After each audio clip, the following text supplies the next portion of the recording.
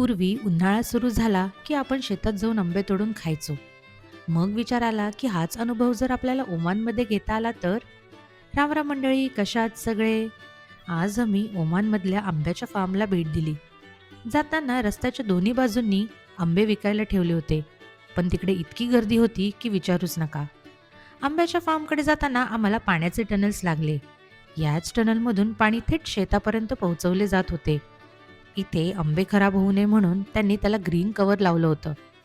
मग सुरू झाली आमची खरी मजा. आम्ही तिथले आंबे तोडले आणि खाल्ले. मुलांनी तर चक्क भिंतीवर चढून चढून आंबे तोडले. हे सर्व पाहत असताना आम्हाला असं वाटत होतं की आम्ही इंडियामध्येच आहोत. नंतर आम्ही आंबे विकत घेतले.